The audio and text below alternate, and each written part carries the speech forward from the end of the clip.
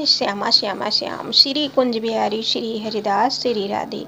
आप सभी का स्वागत है आज के इस नए ब्लॉग में। आप सभी को राधे राधे।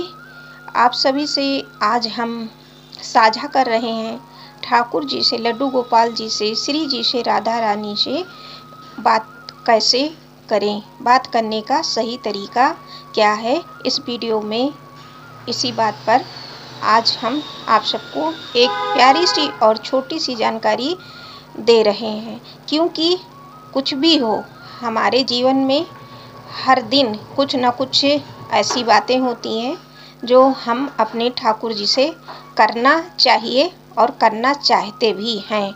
तो सबसे पहले आप लोग दर्शन कर लीजिए हमारे ठाकुर जी, हमारे श्री जी का, और आप सब राधे राधे बोलकर हाजिरी लगाएं।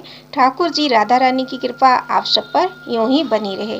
अब रही इनसे बात करने का तरीका क्या है, तो नियम आप सब भी जान लीजिए, क्योंकि बहुत सारे हमारे ऐसे मित्र हैं, भाई बहन हैं जो नहीं जानते ठाकुर जी की सेवा तो करते हैं, लेकिन ये नहीं जानते कि ठाकुर जी से कैसे बात की जाती है। तो मैं यहाँ अपना अनुभव और जो मुझसे जुड़े कई लोग हैं जो सेवा कर रहे हैं वो बात करते हैं अपने ठाकुर जी से, लड्डू गोपाल जी से, तो उन सब का अनुभव मिलाकर हम यहाँ पर आप लोगों को बता रहे हैं, साझा कर रहे हैं कि ठाकुर जी से बात करने का सही तरीका क्या है।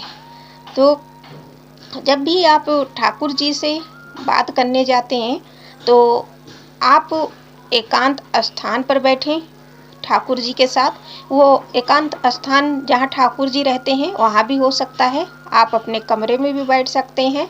और जब आप ठाकुर जी से बात करने बैठे उस समय आपका शरीर जो है पूरी तरह शुद्ध होना चाहिए, यानी कि हाथ पैर मुख सभी की शुद्धता जरूरी है। यदि आपने कुछ खा पी रखा है और मुंह नहीं धुला है तो आप कुल्ला कर लें, मुंह धुल लें, पानी पी लें, यानी कि आपका मुख भी शुद्ध होना चाहिए।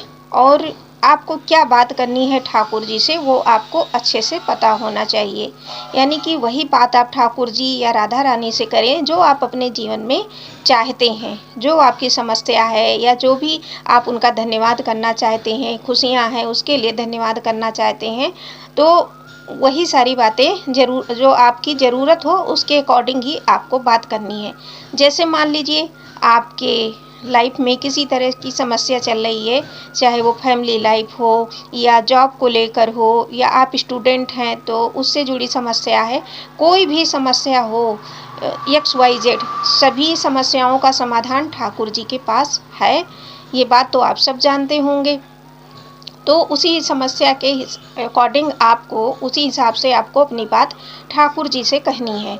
अच्छा, ठाकुर जी से जब आप बात कर रहे हैं तो एकांत का समय होना चाहिए। हो सके तो आप प्रसन्नचित्त मन से या साधारण भाव में ही उनसे अपनी बात कहें, क्योंकि ठाकुर जी हमेशा कहीं ना कहीं सीख देते हैं कि हमें समभाव में जीवन जीना चाहिए, यानी कि सुख में बहुत ज़्यादा फूल कर खुशी से नाचना या कुप्पा नहीं होना चाहिए जिसे कहा जाता है, और दुख में बहुत ज़्यादा दुखी या निराश हताश नहीं होना चाहिए।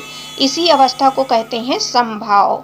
तो समभाव में रहें, यानी सामान्य अवस्था में रहें, या फिर आप मान लीजिए बहुत ज़्यादा दुखी हैं तो थोड़ा उस समय इग्नोर करें, ठाकुर जी के पास अपनी समस्या लेकर ना जाएं। जब आपका मूड थोड़ा शांत हो उसके बाद जाकर आप ठाकुर जी से अपनी समस्याओं के बारे में बस चर्चा करें, और उनसे समस्या बताने के बाद बोल दें आप कि प्रभु आप सब जानते हैं और क्या हमारे लिए हित में है, क्या सही है, क्या उचित है, क्या अनुचित है, वो आप पर छोड़ रहे हैं। आप ही हमारी मदद करें और हमें इस समस्या से उबारने की कृपा करें।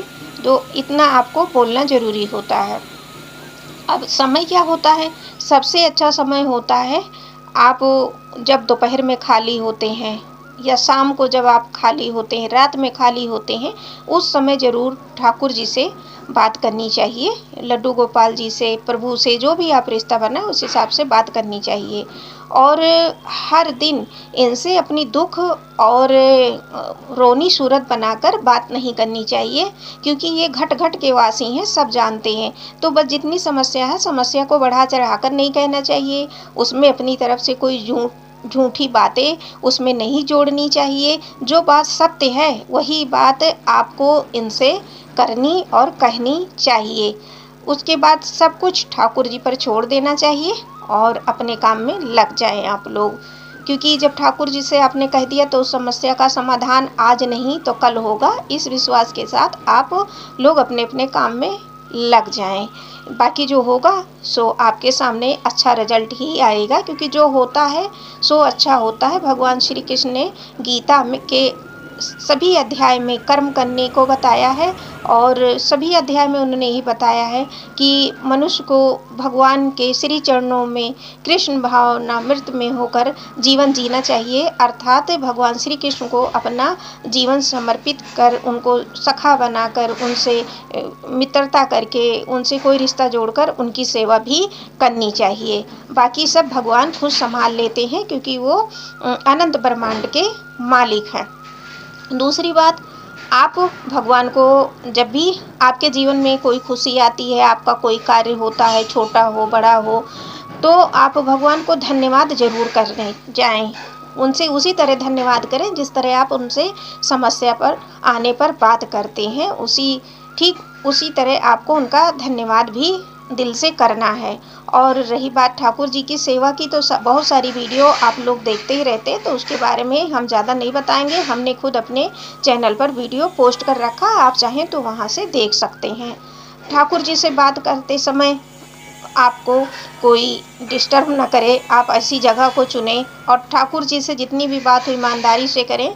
और हाँ, ठाकुर जी को जितना हो सके आप उतना लाड प्यार दें, उनको खिलाएं पिलाएं, उनको बच्चे की तरह एक आप केयर करें, ट्रीट करें। भले ही कोई कुछ कहता है कि ठाकुर जी बच्चे नहीं हैं, भगवान है, वो ठीक है, लेकिन वो बाल रूप हैं, उनको आपके प्यार की, सम्मान की, लाड की ज़रूरत है। उनको भोजन, वस्त्र, विश्राम इत्यादि की ज़रूरत होती है और ये आप लोग खुद अनुभव कर सकते हैं। ठाकुर जी जब लीलाएं करते हैं आपके जीवन में ना, तो आपको ये सारी चीज़ें एक्सपीरियंस होने लग जाती है धीरे धीरे।